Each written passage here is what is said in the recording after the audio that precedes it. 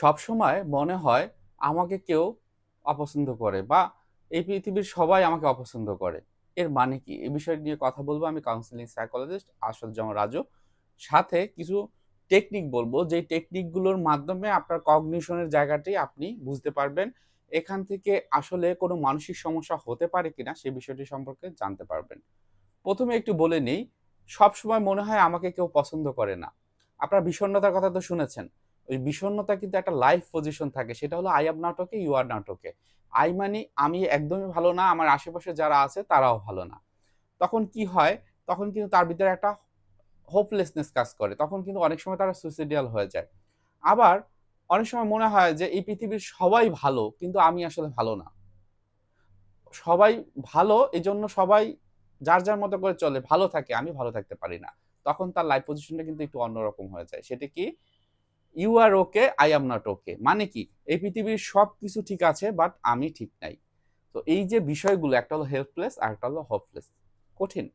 এটা যদি অনেক দিন ধরে থাকে, তাহলে এটা অন্যান্য যে মানসিক রোগ, তার লক্ষণ হতে পারে। ইভেন এই ধরনের চিন্তাভাবনা যদি আপনার অতিরিক্ত থাকে, হয়তোবা ইতিমধ্যে মানসিক রোগের অন্য যে রোগগুলো, ডিপ্রেশন অথবা অ্যাংজাইটি, ওসিডি বা যেকোনো একটা রোগ আপনার ইতিমধ্যে আছে।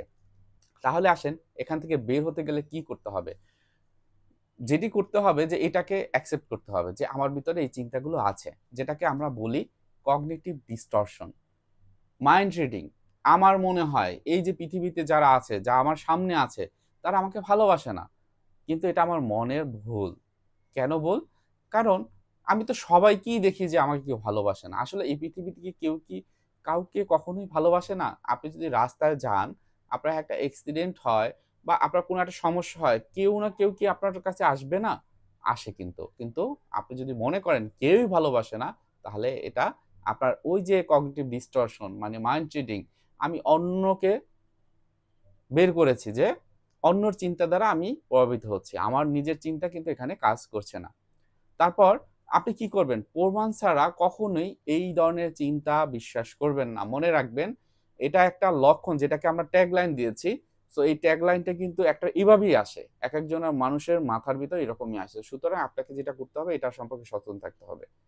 এটা একটা ইস্যু এবং ইস্যুটা নিয়ে কাজ করতে হবে আপনাকে। তাহলে কি করবেন? প্রমাণ আছে কিনা? আমাকে যে অন্যরা পছন্দ করে না, তার প্রমাণ কি আছে আমার হাতে? আসলে আমার মাথায় আমাকে বলে যে আসলে তোমাকে কেউ পছন্দ করে না। কিন্তু কেউ কি আপনাকে একটু ১ কাপ চা দিয়ে যায় না? আপনি যখন কি করেন? কারোর জন্য একটু হেল্প করেন, ভলান্টিয়ার কাজ করেন, তখন কি সে আপনাকে একটু অন্তত কৃতজ্ঞতা প্রকাশ করে না? দেখবেন কম করে হলেও করে। কিন্তু আপনি যদি এই চিন্তার গভীরে ঢুকে যান, তার মানে হচ্ছে যে আপনি হয়তোবা কোনো মানসিক রোগের দিকে যাচ্ছেন বা ইতিমধ্যে আপনার ভিতরে রয়েছে। তারপর যেটা আমি বলি সিবিটি টেকনিক, যেটা সেলফ হেল্প টেকনিক হিসাবে আপনারা দেখবেন আমাদের যে চ্যানেলটি, এই চ্যানেলে কিন্তু সিবিটি সেলফ হেল্প টেকনিক আমরা ইতিমধ্যে দিয়েছি। এর কারণ কি? কারণ সিবিটি করতে গেলে আপনাকে কোনো প্রফেশনালের কাছে যেতে হয় এবং সেখানে কি হয়, তার অ্যাপয়েন্টমেন্ট নেওয়া, ফি বা অন্যান্য বিষয়গুলো কিন্তু থাকে। সেই একই জিনিসগুলো প্রিমিয়াম কোয়ালিটি যেগুলো আমরা সবসময় করিয়ে থাকি, যেগুলা আমরা গবেষণায় পেয়েছি, সেই জিনিসগুলোই কিন্তু আমাদের এই যে আ ইউটিউব চ্যানেলের কিন্তু একটা টেকনিক, একটা একটা আলাদা একটা ক্যাটেগরি আছে। সো এখানে সেইগুলো দেখে আপনি নিজে, নিজে প্র্যাকটিস করবেন এবং কারো ভিতরে যদি স্ট্রেস অ্যাংজাইটি তীব্র পরিমাণ থাকে, তাদের উদ্দেশ্যে বলছি, আমাদের এই চ্যানেলে যে একটা ক্যাটেগরিতে আছে রিল্যাক্সেশন এক্সারসাইজ। প্রত্যেকটা রিল্যাক্সেশন এক্সারসাইজ ১ম থেকে শেষ পর্যন্ত দেখবেন এবং নিজের ভিতরে মুখস্থ করার মতো একটা ঘটনা বা একটা বিষয় আপনি ভিতরে তৈরি করবেন এবং এটা নিজে, নিজে করবেন।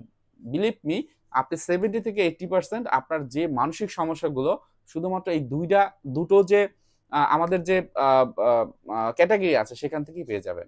সো ভিডিও আর বড় করব না। আপনাদের উদ্দেশ্যে বলব অবশ্যই আমাদের ভিডিওগুলো ভালো লাগলে সাবস্ক্রাইব করে রাখবেন।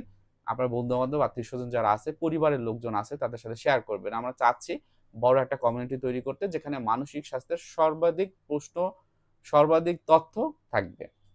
দরকার আপনাদের একটু সাহায্য। সো সবাই ভালো থাকবেন, সুস্থ থাকবেন। আসসালামু আলাইকুম।